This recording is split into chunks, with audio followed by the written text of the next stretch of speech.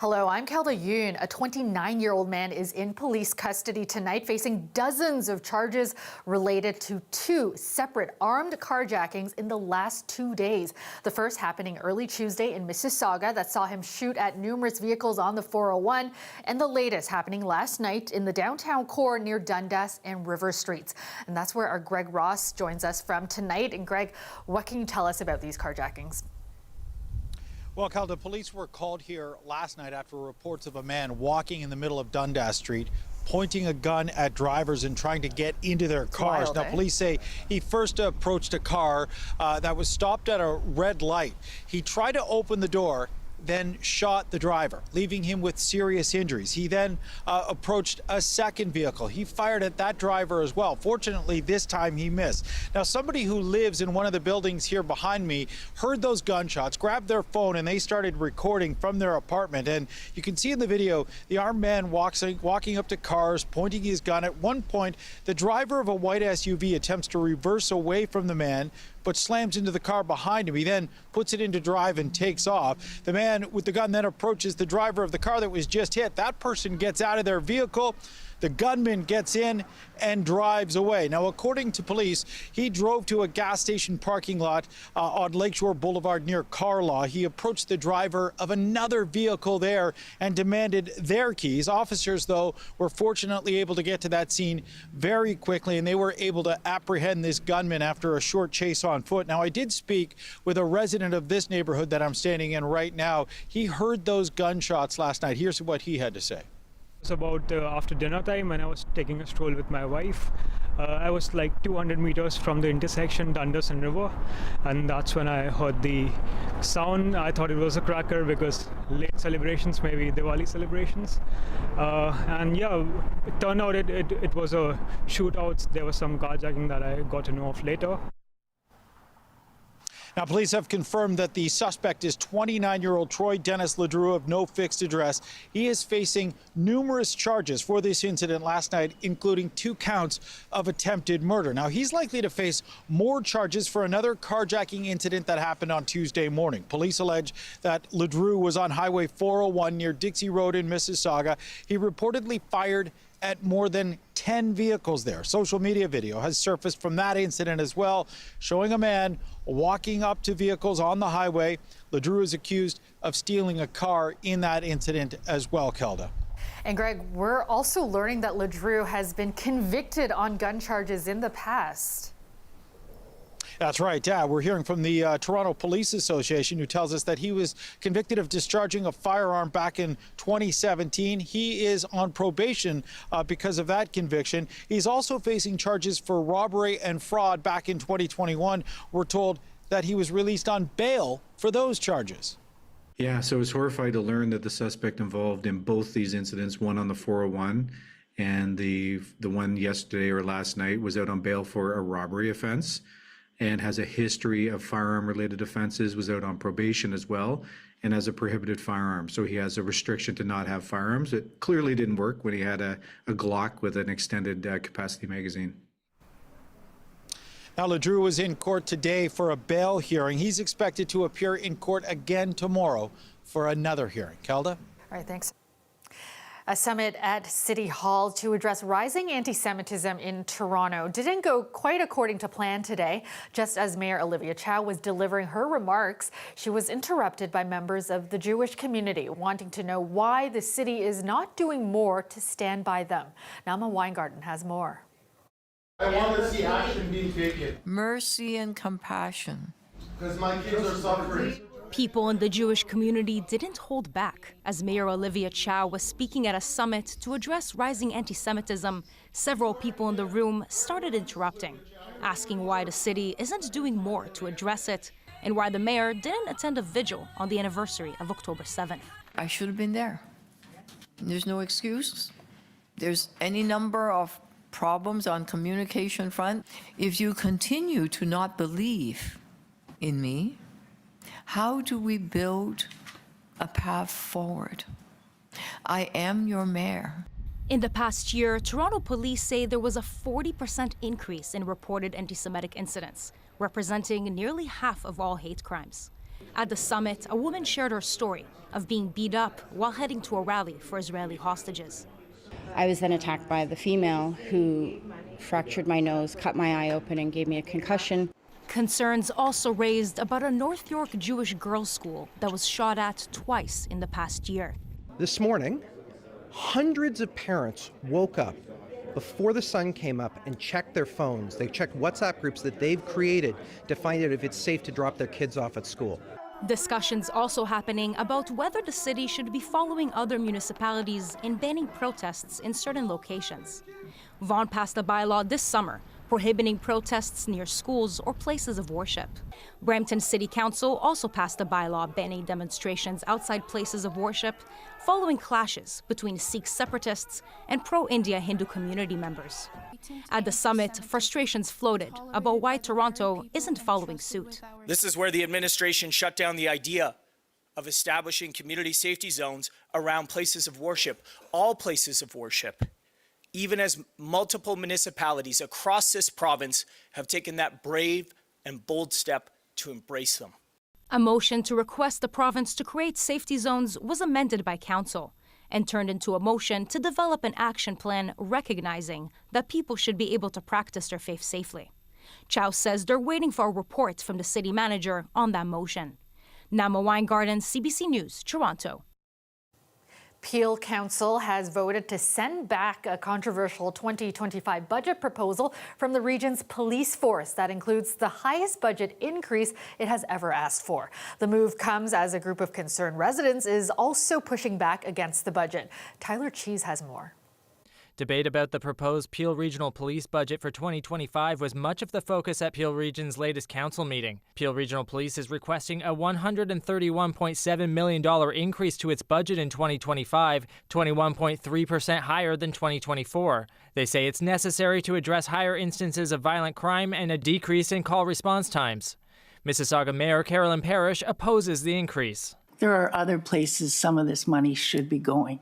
Meanwhile, her Brampton counterpart is in favor of the budget as it is. From 2008 to 2018, the Peel Police didn't have any funding for growth, despite the fact that we saw rapid population growth. It's left us in a precarious position where Peel has the lowest police to population ratio of every big city police force in the country. And that's dangerous. In the end, the Regional Council voted to send the budget back to police. Some Peel residents agree the money should be used to support other methods of reducing crime. The best way to do that would be firm investments in healthcare and mental health supports and social services and housing and food security. And there is research to back that up. Crime is really linked to socioeconomic insecurity. And so that's obviously related to things like employment and education, but also housing, even like early childhood development. A 2023 study from the University of Toronto found no correlation between police funding and crime rates in 20 of Canada's largest municipalities. Our research kind of challenges that assumption that just increasing police budgets will lead to a reduction in crime. The Regional Council was set to hear delegations over the next few weeks, but the proposal is now back with Peel Police. Tyler Cheese, CBC News, Brampton. The federal government's upcoming GST holiday aims to give Canadians a break during the Christmas season, eliminating the tax for products ranging from toys to restaurant meals. The move is also expected to give a boost to small businesses, but some are questioning whether the time and costs needed to implement the temporary tax will be worth it. Dale Manukduk has this story. Can you spot which products in this children's store will be GST-free starting December 14th? If you're finding that hard, you're not alone. Some products might fall in the gray area. And I might deem that as educational, but the government may not. Right. So I think that that's where we're just confused at this point. Children's clothing and footwear, diapers, car seats, and certain toys are all exempt, products that you can find at Little Peeps in Leslieville. Why did you pick those ones? Owner Alyssa Dahl will have to go through each product and adjust for the tax break, costing time and money. It's a nightmare. We're going to have to go in probably to thousands of items and click on and off different taxes, which will take us, I don't even know how long it's going to take us. I tried not to think about it. The Canadian Federation of Independent Business, which represents 97,000 small and medium-sized businesses, says only 4% expect stronger sales as a result of the 2-month tax holiday. The CFIB is calling on the government to give affected firms a minimum tax credit of $1,000 to offset the costs. It also wants Canada Revenue Agency to have some compassion come tax season. Because errors will be made, even if it's not intended, good out of a good faith, ensuring that CRA is more flexible and open at the back end, doesn't charge interest or penalties on any errors that were made in good faith. While retailers might have a hard time implementing the changes, it's much smoother sailing for restaurants where all meals, whether dine-in, takeout, or delivery, are exempt from GST. It's just going to be a matter of click of a button for us, and we'll be ready to rock. At La Carnita, where the average guest check is about $80, the tax holiday means $10 to $15 in savings per person. It's going to save a lot of people a lot of money, which is really in these times now. Any little break anyone can get is going to be awesome. Meanwhile, other items that will be GST-free include alcohol, most grocery items, and Christmas products. La Carnita hopes the tax break encourages more people to explore their communities. Ditto for the CFIB, who hope during this busy holiday season, consumers choose to shop local. Every dollar spent in a small business, it stays about 66 cents stays local, whereas a huge multinational, only 11 cents stays local. So you're really helping the community thrive by going to your local store. Dale Manukduk, CBC News, Toronto. A blood test that has the potential to detect more than 50 kinds of cancer before symptoms appear is now available in Canada at a price. The test is called Gallery. A health reporter, Mike Crawley, has more on its possibilities as well as concerns about its accuracy. Our mission is to detect cancer early. A promotional video for Gallery, a test that looks for traces of cancer cell DNA shed into the bloodstream. There's the pamphlet. More than 250,000 have been sold in the U.S. Now this private clinic in Toronto is the first to offer it in Canada. The price tag for patients? $2,100 per test. Most of the patients that have had it done would be about 50 to 70 years old. Some of them have a family history of cancer. Some of them are anxious about cancer. I'm very into looking after my own health. Jonathan Kohlberg got tested and it was negative. It does give you peace of mind knowing if the test is accurate that you are clear for the moment. While there's plenty of excitement about the test's potential in cancer screening, questions about its effectiveness remain. In the company's own study, the test caught only 18% of stage 1 cancers in patients who'd already been diagnosed and 43% of cancers that had reached stage 2. Until we have studies that show that people actually live longer as a result of getting the test, I think we need to be very apprehensive about using it.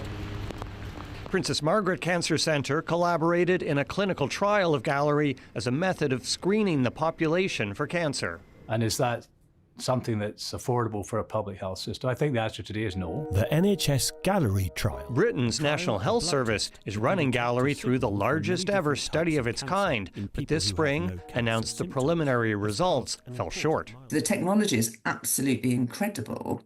It's just seemingly, from the data thus far, it is not good enough, it is not sensitive enough.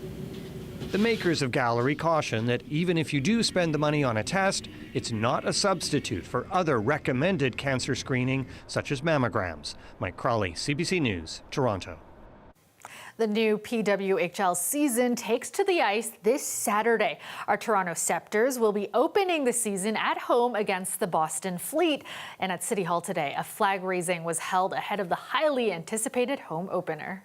I'm looking forward to welcome you back at City Hall at the end of the season as the Water Cup champions. Yes, let's go Scepters! The Toronto sign at Nathan Phillips Square will also be lit in the Scepters yellow and blue ahead of Saturday's game. The puck drops at 2 p.m. at Coca-Cola Coliseum. An off-duty Toronto cop has been found guilty of assault in a Kijiji deal gone bad with a Brampton student who later died. Justice Jennifer Woolcombe told those in a Brampton courthouse today that she did not believe much of Toronto Constable Calvin Au's unreliable evidence and found the force he used on victim Chad Facey was unreasonable. In April 2021, Au and another Toronto cop met with Facey, a Brampton psychology student who was selling an Apple Watch. Now, moments after handing over $400, the off-duty officers realized the watch was counterfeit. They chased Facey down and Constable Au tackled Facey to the ground. After the incident, the court heard that Facey's health rapidly declined and he was rushed to hospital in an ambulance. Facey died that night in hospital from a brain bleed. The judge stated she could not find Au guilty of assault causing bodily harm, but found him guilty of the lesser offense of assault. This is because she could not definitively conclude the bruise found on Facey's head had been caused by Au. A new report finds hazing is still an issue in Ontario sports. The survey by the Coaches Association of Ontario also found that while most coaches agree that hazing is a problem, many also find it hard to define, leading to instances going unaddressed. Ali Chiasson reports.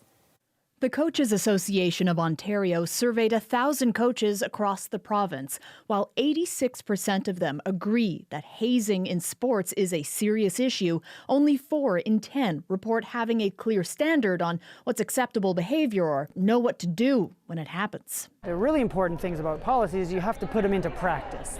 So having a policy in place is one thing, but actually doing something with it from an organizational standpoint. But a coach needs something like that to be able to take action.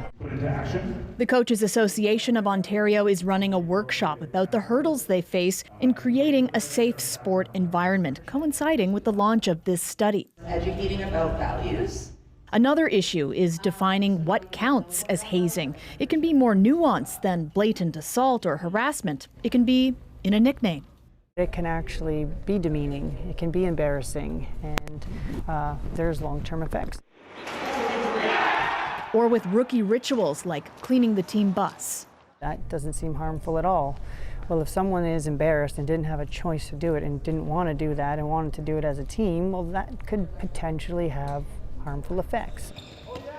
Athletes being singled out or forced to do something. It's the kind of sport culture the Coaches Association says needs to change. As a parent, I want my fellow parents to understand what good sport looks like. I want my fellow parents to understand that they play a role in their athletes' sport journey. Sport mom and director of Safe Sport at Tennis Canada, Jennifer Bennett, says parents shouldn't just be cheerleaders, but advocates against hazing. What might that look like? That might look like getting parents involved in team activities. It looks like getting parents involved in understanding what the values of the sport, what the values of the club, what the values of the team are. So much on the coaches to weed out. Yeah, and it's not fair. The coaches cannot be on an island dealing with hazing. It's not possible. The coaches have they have so many responsibilities in their role as a leader in the community and in coaching.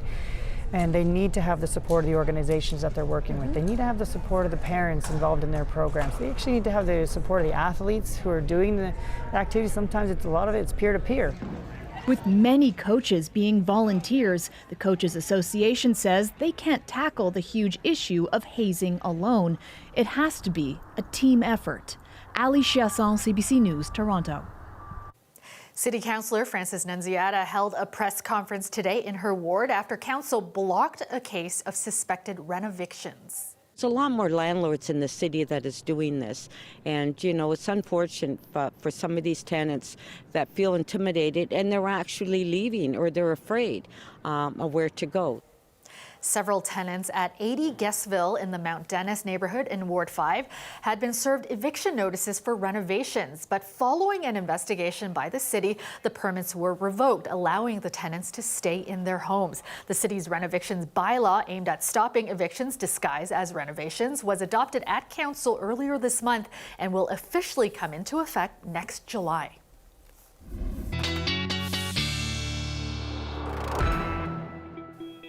All right, we have Chris Potter with us. And Chris, it's gotten to that time of year when we're starting to hear the words flurries, snowfall, wind chill, all of those. Yeah, and that's unfortunately the case. As we start stepping forward over the next couple of days, our weather pattern is basically going to get locked in place, not only for tomorrow, but into the weekend, early next week as well.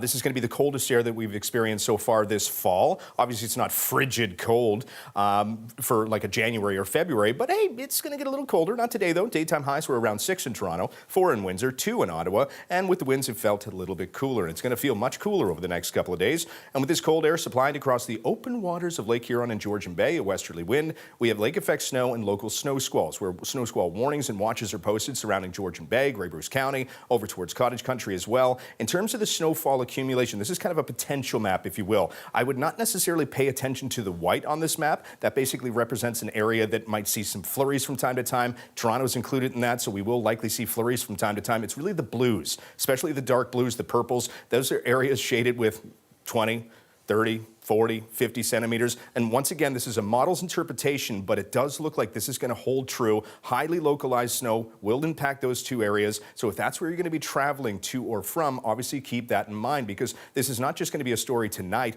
or into the day on Friday. It will continue into the weekend as well. And I think by the time it's all starting to wrap down or wind down Monday and into Tuesday, it looks like the bulk of the snowfall will be east-southeast of Georgian Bay, Grey Bruce County, southern Grey Bruce County. Once again, Toronto will escape with maybe a couple of flurries, similar story down towards Windsor and Chatham. So this is basically the first time that we've seen lake effect snow this season. This will certainly not be the last. The lake waters are still anywhere from 7 to 11 degrees, and it doesn't take much in terms of the cold air supplied overhead of them. It all is driven by winds. So once we get into Sunday, the winds do shift a little bit, kind of extending some of that activity southeast as opposed to east. So once again, we still have some flurries from time to time for Friday, and then again probably on Sunday. Overnight lows will be just below the 0 degree mark, or bang on, and daytime highs will be just above the 0 degree mark. And this, Kelda, is our pattern. Saturday, Sunday, daytime highs around 1, will remain mostly cloudy on Saturday, lake effect snow to the north, a few flurries from time to time Sunday afternoon. Monday, still mostly cloudy with a high of 2, and then 1 for us on Tuesday, still holding on to mostly cloud cover. I mentioned it before. I've been talking about it for the past couple of days. We're missing the sun. My wife is not necessarily impressed by that. No, she's like, why me neither. this time of year is it always cloudy? Yeah, it So always unfortunately, seems to be. Yeah. But oh well, I made my peace with it. It's going to be cold for the next while. But if you're a fan of snow, it's here. Not here, Yeah. but they're there. Thanks, Chris. And that's all for tonight. Have a great night, everyone.